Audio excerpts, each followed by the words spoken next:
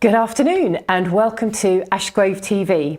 This is our monthly live TV show for you, so you can ask us questions about your injuries, about your rehab, or just sit and watch and listen to us talking about things that we have seen in clinic and things that we think you will find useful to know about your body. So I've got Jason Sheridan in with me again today, and we're going to be talking about ligaments, what they are, what happens to them when they get injured, and what you can do to make them feel better. Jay, so welcome to the show again. Lovely to be here, as always. And a very interesting subject as well, ligaments. It's one of the best, isn't it? Yeah. We love ligaments. Yeah. And the first thing somebody's going to ask us is, what is a ligament? Ooh, well, in essence, its job, and they're around all our joints, so anything like our shoulders, you think your whole of your body, we have ligaments, even your internal organs. We were talking about uterus is held by ligaments, so I'm sure... The liver too. Exactly. The liver's held by really, really strong ligament, isn't it? And people don't think of that. They'll think of, well, I guess many of the viewers probably rolled an ankle or may have hurt a ligament in a knee, but they really are the connective tissue in our bodies in a sense of really protecting our joints from dislocation. They hold things together, don't they? Basically they're very strong. They're extremely strong. Yeah, shall we do? Okay, right. Jay is going to be a knee. Look at this, for model acting. This is the lower part of his leg, and this is the upper part of his leg. Do you think you can turn your knee to face that way? Yeah, how's that? Oh yeah, okay, that'll work. If I come down here like this, there we go. I'm going to be the ligaments, and the ligaments basically tuck in all the way in, right deep into the bone, up here and underneath, and then they hold everything stable. So if you try and move sideways now, you can't do it. And they're really, really tough. If one of them breaks, see how much more freedom you've got in that movement, and that means the joint's not stabilised, which has a huge effect on how the body understands what it's doing, because we have proprioceptive receptors, don't we? Yeah, in our ligaments. We're going to be testing you at the end, so proprioceptive receptors. So, for instance, I've always think the ankle is the best example of this. So we can prove that when somebody damages a ligament in our ankle, which is normally on the outside, not always, but normally one of the ligaments on the outside, if any of the viewers here have experienced continuous ankle rolls or inversions, you'll be told that it's because your ligament's gone very lax or it's torn. And of course it may be. But when it does heal, why does the patient keep having the same injury even when it's healed? It's because the proprioceptive qualities become distorted, so it's not communicating all the way up to our central nervous system. I'm going to interrupt you. Yeah. Let's tell them what proprioception is.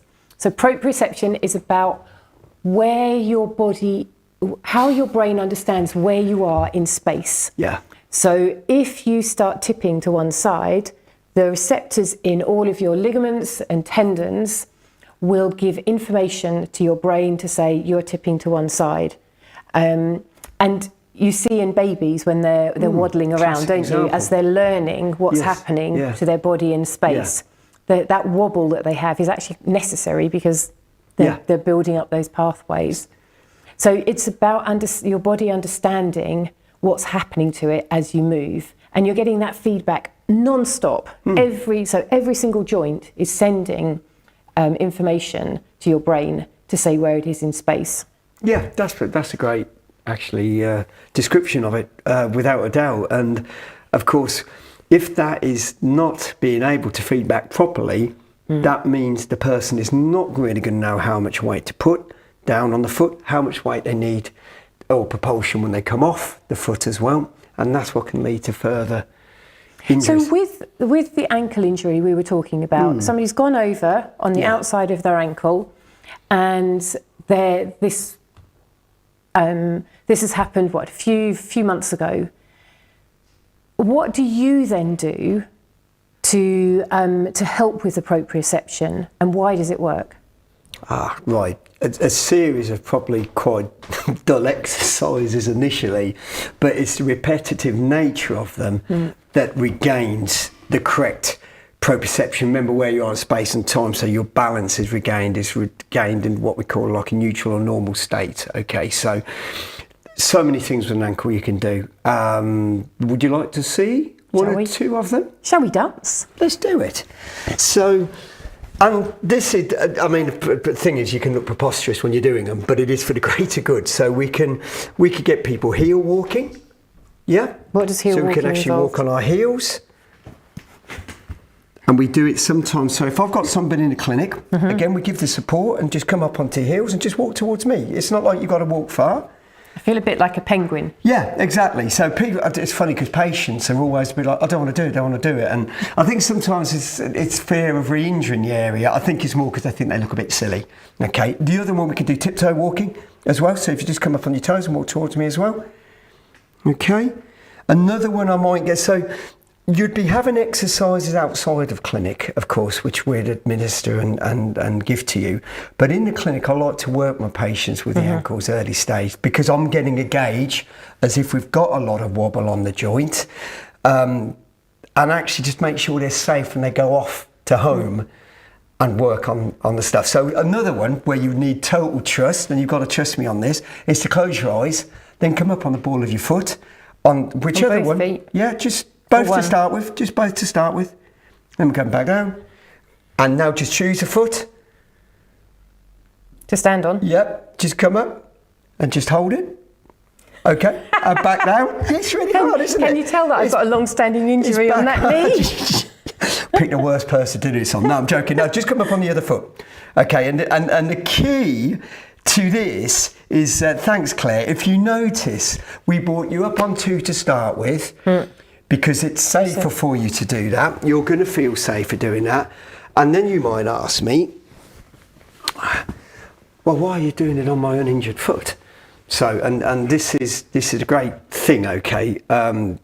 Without getting too geeky, something called a cross-education effect, okay, which will mean that your good side, the ankle you never injured, if we also train the good side, your other side will want to respond and become very similar. Nah, that sounds like it's total woo, Jay. Have a look at cross-education. It's absolutely brilliant. Someone we both know, Claire Minshaw, is a big advocate of it, isn't she? And it actually comes, and talking of sort of proprioception and balance in time, comes from neurological patients, the stroke patients, where they found when they were working just on the affected side with the patient, they were getting some result. When they started to work on the really healthy side, quick result. The brain is always wanting to heal us one way or the other, but sometimes it doesn't know how to. And ligaments are a prime example of that. So with, just going back to that rehab, you had me coming up on 2 feet to start with, then on 1 foot, and then on the other foot. Yeah. And if, as in my case, there's a long-standing injury, standing on one leg isn't very easy for me on that side. Yeah. Would you get me to hold on to something, or would you get me to push through it and be strong and just... Yeah, well, that's the thing. Back in the day, we probably would have done, really, because I think it was always a little bit more brutal, weren't it? We weren't as probably clued up as we are now. It would be support on a wall to start with, so we could just go up against the wall and do these exercises. But then I would like the person to become independent from using anything of that. But it depends on the limitations of the patient. And whilst we talk about you coming up on, firstly, you're not warm. It's not like we've done a workout. And I always say that to a patient. When we're doing these exercises, you're not warm, you've been sat. Don't worry too much if you're wobbling. But it does bring us up to whether, rehab-wise, with ligament actually in the ankle, I would still be looking at creating strength further up on the chain to protect the ankle as well. Okay. Why? How's that going to work? Right, because... Obviously, I do know the answer to that question. I'm only asking it so you get the answer. No, right, because a lot of injuries happen just through bad luck or various bad situations, but most of the time they happen through a lack of condition or balance. Either we can't really go below the chain here, but above the site, okay? So if somebody is not strong enough on their legs or their gluteals, which are the muscles of your bottom, then they may well have more wobble on the ankle joint, which of course will lead them to be more at risk of ankle rolls. So it's something we're always going to check. Of course we need the ankle repaired. We want that ligament to be strong again.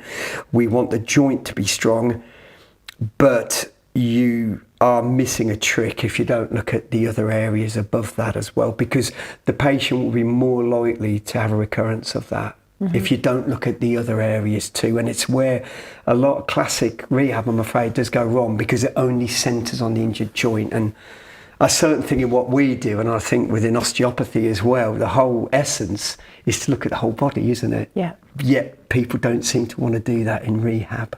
It needs to transfer over to that. This is where you're going to discover this is totally unscripted, and Jay rolls his eyes at me. I have a patient at the moment who I want her, for various reasons, for strengthening her injuries, I want her to be doing squats. Yeah. When she does squats, I will demonstrate. She goes into a squat and both of her legs wobble like that as she goes down. She can't keep everything strong. So with something like that, if we are asking a patient to do exercises that we believe will help them, but they're not stable in doing that, and I'm sure there are many people that will do Joe Wicks, for example. They're doing squats for Joe Wicks, but if they look in the mirror, they'll see that their knees aren't staying straight. Yeah. Where do you go with that kind of information? What's your approach to working out what's going on? Biomechanics, in a word. So basically, the way that somebody moves or functions, which is different for everybody in essence. So you're going to look at the areas that you think could cause what we call this valgus sign, where your knees come in, and a lot of people have that. It can be the arch of the foot. And again, relative to ligament injuries, if somebody's more prone to really that foot collapsing in a bit, a low arch, or they're more of a rarer breed where they're a little bit more on the outside, then we correct that. That can stabilise. Regarding your patient, I'd be looking very much at the gluteals, because a lot of the time it's the muscles of the glutes are not quite strong enough to withstand the squat. And what we can do is, if they can't manage a full squat, we can go less deep on the squat, put them up against the wall, so they've got that confidence to know, again, what we talked about, space and time, know that they're safe, and just get them slowly to go down. And gradually, you'll see that it will equal out, because... And that will then have a knock-on effect on the sprained ankle. Yeah, because look, if their knees are trembling, their ankles are struggling to fix as well, aren't they? Again, it's looking a little bit outside of the box a little bit sometimes, rather than just focusing where that injury is, And as you said, that's one of the things that we all love, isn't it? It's a detective work that we love, isn't it? Because you've got to think, yes. Okay, so we have a question from Bex. It says she injured the ligaments in her knee back in school, and now, well into her 30s, it still slips out of place if I move the wrong way. Do you have any advice? So this is a long-standing ligament sprain that probably wasn't rehabbed very well at the time, I would imagine. Where do you start with that? Because you're having to deal with quite a few years of this patient not having the stability. It's a long-term one, that, isn't it? And I'm always slightly concerned. I'm not cocky enough to go, hey, brilliant, we'll get you straight. The longevity of an injury is always a concern, but you would check the structure fundamentally to see whether, so we'd have a look at Becky's knee and see if there's any what we call joint laxity, so if that joint's moving a little bit more than it should do, okay? The other tip with this, by the way, because people come into our clinics all the time and say they're double jointed, or they're hypermobile. When actually, hang on, I'm just going to clarify. You do know you can't be double jointed. It's an expression, but it's not that you've got two joints that you can bend further. It's that your ligaments are too lax. So that what we did at the beginning, where we demonstrated the knee, and I had my hands close over Jason's hands. The ligaments in somebody who is hypermobile are just much softer. So there's more mobility, which means you can bend your thumb and your little finger and your knees and arms and legs further. It doesn't mean you've got extra joints. No, it doesn't exist, does it? So again, then we'd look at Becky's other knee, because we'd want to make sure, I mean, we know Becky's had an injury, but traditionally with somebody, we're going to look at the other joint. Is this person got a bit more movement in that joint on the other side? So, but regarding Becky, what we have to do is get the ligaments learning again how to behave, to check the joint. And, you know, we can go down the road as if we think, hang on, there's something about this joint I'm not liking the feel of. we can try and recommend some scans or images, so MRIs or X-rays, just to see that if there's anything that we need to investigate, say if that's been done, but we've still got this issue, we can use various devices like our laser machine that we have at the clinic, which is very good for ligaments and tendons and so forth. But actually, Becky would be a proper rehabilitation case for exercise. Just there's so much you can do. And some of the guys watching here may be thinking, yeah, but what you can do on a knee? What if it dislocates? What if it's all very controlled exercise. It's called graded, okay? So we start you very gentle, low-grade exercises, and the pathway, as we call it, becomes more challenging as the patient can handle that force going through the joint. So we don't just give you the same exercise and go, off you go, see you, then you'll get better. We have to change them every 2 to 4 weeks, and particularly with a ligament, certainly every 2 to 4 weeks. You can't just do the same one? No, but you'll get used to them. The patient will get used to them. The central nervous system all the way up here will get used to them, and they will lose the effect. The patient will actually, we could prove, will plateau, then go back down again because they're not being challenged. The ligaments. Well, that's really interesting, because so often with rehab protocols, you get given a sheet of paper with your exercises on.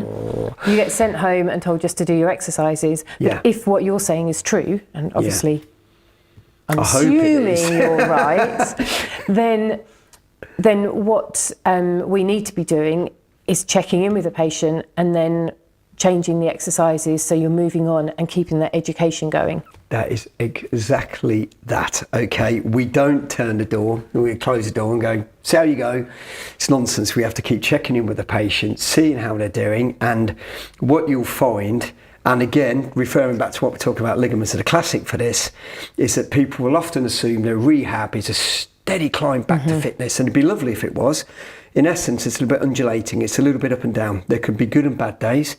An exercise that works for an ankle or knee patient may not work for another ankle or knee patient. That's why going back to the horrific practice of just giving a standardised A4 sheet of exercises out, which is why we don't work that way at our clinic, do we? We have lovely rehabilitation software that can send the patient videos that is totally, we can monitor it, we can diarise it, and we can change it and adapt it. And that's the key to it, because for Becky, for instance, once we're on the right track with a knee, in all honesty, the treatment side comes away a little bit. It is all about the rehab. Yeah. Yeah. Okay. So I've got another question. Interesting one. Peter says, I've successfully rehabbed an ankle before with a wobble board. Great. Yeah. We'll come back to wobble boards though. How do you do proprioception work or wobble board work on a shoulder? I don't know. No, I do. Don't worry. Handstands, surely. Yes, and I'm not doing one on a on set. dislocated shoulder. The first thing you get him to do to repair is a handstand. No, this is really interesting because the shoulder, the proprioceptive qualities, if you've, the viewers, if you ever want to look at something interesting, have a look at a shoulder joint and the ligaments that surround the joint. They're fantastic things, aren't they? And yeah, I know what you're saying with the shoulder. You'd think it would be more difficult, but it isn't, because what we need movement, but ideally moving with somebody else can be really good. So you'd get somebody to work with that patient. And a really good one. Are you okay to pop that down? Can we play Pat a Cake, Claire? Yep. So Certainly it's ridiculous, can. and you must all be laughing, people watching, but this is such a good exercise because look at the shoulder, look how movable it is, okay? It's got a tremendous amount of movement, and therefore it's more likely to be injured because of its movement in there, which means if you've got destabilised ligaments or ligaments that are either torn or not functioning properly, the person's prognosis for healing is terrible. It's going to be really long drawn out with further complications along the line. So the early rehab we do is actually a bit of Pat a Cake. So you could go like, if you put your hand out and I'll try and find it with my injured shoulder, got to hit there, got to go there, got to go there, got to go there, there. And look what Claire's doing there. Brilliant, Claire. What Claire's doing is taking me through all the ranges of motion of my shoulder. And you'll go, well, it's not strengthening. It's not there to strengthen it. It's to get it used to the fact that it's okay for it to breathe a bit again. It can function again in all its planes of movements. Other things with the shoulder are things, even opening a cupboard door, bringing something down from the kitchen, putting it there, picking it up, putting it on an area of another shelf. And yes, it's not that exciting, but it's the most needed rehab initially. Then we can do some brilliant things with you. We can do some resistance bands, some weight work with you, but that comes later. And again, it's very guided. I remember one of the courses that we ran some years ago, but the two of us were on with A.L. Edman. He was saying that unpacking the dishwasher can be great rehab for a shoulder. Yeah. Because you're doing this movement. Yeah. Non-stop. And you kind of think, don't you, that you don't need to, or that you should be protecting the shoulder because you've got a ligament injury. Yeah. And it's quite a surprise to all of us when we first learned this as well, that you need to be exercising the injury and keeping it moving because of those pathways with the proprioception. Exactly, those neural pathways. It's almost the opposite of what you think, isn't it? Particularly with the shoulder, patients, you'll see them come into the clinic, and you must have seen it countless times like this. Sometimes they need to, it's a comfort. Most of the time they don't need to. It's this pattern, and I better not move it, I better not move it. But actually, it is a use it or lose it, particularly with the shoulder. And you mentioned Al Lederman, genius with shoulders anyway. Yes, these movements that we do day in, day out, that's what we need to be doing. And I try to cater my rehab in this. I mean, going back to the ankle stuff, yes, people don't walk on the heels or toes normally, okay. But with the shoulder, I always try and make the rehab a bit of a day-to-day rehab thing. Not stuff that people would never normally do. To start with, it's a day-to-day task because it's those that they need to be able to do, what we call the activities of daily living, the stuff that they need to do to get through the day. That's the stuff that needs to return first. But just listening to you saying that kind of reminds me that you might think that there's no connection between a wobble board and the paticate movements, but actually one of the things that we often find with shoulder rehab is people think they can just do this by themselves, but it's the unpredictability, isn't it, of the wobble board and the unpredictability of somebody moving their hand to do paticate. So whilst unpacking the dishwasher and moving things around is really great, your body knows that you are going to pick this up and move it to over here. Whereas if somebody else is moving their hand or a wobble board is knocking you off balance, you can't predict which way that's going to go. That's exactly what it is, isn't it? And, you know, I know Pete had mentioned the wobble board and that they're things that you do really have to work to be on them, don't you? Actually, when you're well, you have to be good to work on them. But, you know, often with a patient, I'll get them to stand on one foot, later stages for balance with a towel underneath the foot. They'll be barefoot or in a sock because then they're forced to balance. It's not as good as a Bosal or wobble board, but they're still forced to try and find their place in space and time, you know. So there's always, what I'm saying is we can get patients to do this stuff at home. I think people think, well, I haven't got all this equipment. There's so much you can do at home without equipment. Again, it's the consistency of it. I bang on about this to my patients all the time because something like shoulder and ankle rehab is done daily. It may be different for a knee, depending on a knee injury, but a shoulder and an ankle, I'm always going to want daily stuff on those, particularly with the ankle, because that is one that will really want to malfunction if you don't get in there quickly and teach it to behave again. So with an ankle, how can you build that into day-to-day living and normal activities? Well, lots of, I mean, you know, we all get the patients too busy to do the rehab. And what's our first question? Do you brush your teeth? Of course I brush my teeth. Well, we'll get you squatting whilst you brush your teeth. I'm going to get you coming up doing some toe raises whilst you're brushing your teeth. In front of a television, what's become really, actually since COVID, I've noticed a lot of people working from home more and a little bit more desk-bound maybe, not so active. Pedals. So we've got these little pedals we can work on. We've got little mini treadmills now. So if you've got a sit-to-stand desk, you can be standing and walking along. How cool is that? So there's lots of movement like that. If somebody had an ankle injury in that instance, we could put an ankle weight onto them as well to just bring in a little bit more pressure onto the joint, make it a little bit more difficult for them. There's so many things we can do. It just depends what stage of injury they're at, and frankly how well they're responding. We all get people where, don't we, same injury, same mechanism of injury, ligaments. Why is one getting better quicker than the other? It's one of those things, and that's when we have to work a little bit harder on what we do, both treatment-wise and rehab-wise as well. Okay, so we've talked about the shoulder and the ankle, a little bit more about the knee. Yeah. What are the most, so I know we've talked quite a lot about the knee in other shows, but what kind of things, bearing in mind the lack of stability one has with the knee if a tendon, a ligament ruptures, how do you go about starting that? Where's the beginning point?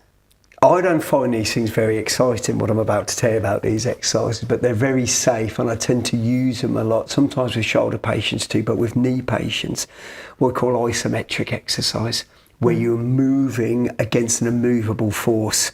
So if I was to, push against this wall behind us, I can't move it, but I would still be having to use some strength to do it. The key to it is it's a safe movement. I can't move, so it's not like my shoulder's going to slip out. So with a knee, and sometimes I do it with the patient if they've also got mobility issues anyway, with a very bad knee ligament tear, we can do lots of isometric exercise, so we can get them to push up against their hands, we can get them to push in against their hands. So again, no equipment needed. No equipment needed. And you'll go, well, hang on a minute, you're not really working your knee joint. But we can't at the minute because that person is either awaiting surgery or maybe post-op, and we've got to be very careful. So we can do all manner of things to train all the muscles around the knee, and we can get them standing doing that if they're stable enough on the other leg. Okay, because you're totally right, to start getting them into squatting or lunging, you want that at the end of the day. You want people to be increasing strength, but it's very easy to really slow down a ligament recovery if you're too rapid with your rehab. But then again, my argument is going back to the sheet of A4 you mentioned. I think some of the post-op stuff and some of, say, the ACL, which is a ligament along your front of your knee here, which is terrible if you're injured. That can be a really long journey back. I find some of the rehab early, up to about actually 6 to 12 weeks, totally ineffective, totally not enough. So we've got to push the patient. We're pretty much out of time. We can't be. Seriously. Unless the clock on my iPad is incorrect. Wow. We are almost done. Give me 2 takeaways for ligaments. Most important things. Most important things is that we can rehab them, and you should be working on getting yourself better with a ligament injury and not resting and doing nothing with it. Okay. The other thing is to really seek proper guidance initially on that injury, to come and see one of us, definitely, and to also know they will recover. They do recover with the right rehab, but they take a long time. So make no bones about it, if you've got a ligament injury, you're not going to be back to your sport anytime very soon. Takes much longer than a broken bone, sadly. Yes, ironically it does, doesn't it? Yeah. That's all we've got time for today. I hope some of that's been useful and that you've enjoyed us chatting. We will be putting up the recording onto YouTube and onto the website. So if you've only just logged in now and started watching, you can go and watch the recording later. Next month, we're going to be back. I am hoping to get Georgie McGahey on the show because she specialises in treating the jaw joint, which causes far more problems than you might imagine. Obviously, I don't have any because I talk a lot. So join us next month. That will be me and Georgie McGahey talking about the jaw. Until then, bye for now.